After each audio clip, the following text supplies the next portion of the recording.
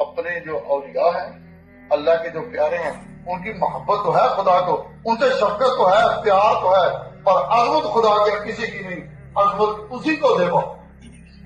فرمایا ایک حدیث کرسی بیان کرتے ہیں صوفیاء کرام، الکبریاء ردائی والعظمت ازاری فمن نازانی فیما ادخلت النار۔ اللہ پاک تعالیٰ جل شانہ فرماتے ہیں کہ الکبریاء ردائی، کہ بڑائی میری چادر ہے، بڑائی میری چادر ہے۔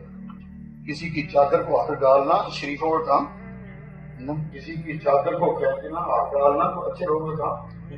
تو فرمایا کہ بڑائی میری چادر ہے، مطلب یہ کہ دنیا میں بڑا بننے کی کوشش نہ کرنا، اگر تم بڑا بننے کی کوشش کرو گے تو تم نے میری چادر پر ہاتھ ڈالا۔ یہ جو لوگوں کی خواہش ہوتی ہے کہ لوگ کہیں کہ یہ ہم بڑے ہیں یا لوگ ہماری بڑائی مانیں، یہ بڑی بنیادی کمزوری، بنیادی کیوں اللہ تعالیٰ نے فرما دیا کہ بڑائی میری چادر ہے، تم کون ہو؟ فرمایا لا تزکوا انفسکم، اپنے آپ کو پاک نہ کرو، ہم ایسے ہیں، ہم ایسے ہیں، ہم ایسے ہیں۔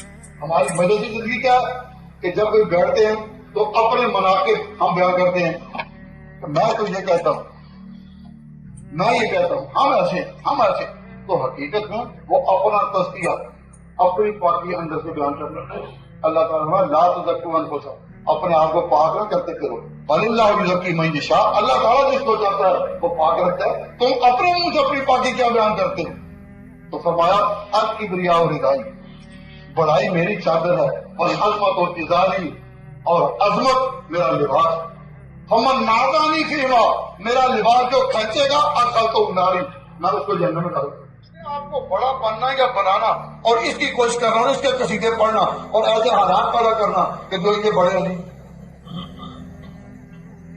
سروری زیبا فقط اس ذات پہ ہمتا کو، سروری زیبا فقط اس ذات پہ ہمتا کو ہے، حکمراں ہے ایک وہی باقی بتانے حاضر۔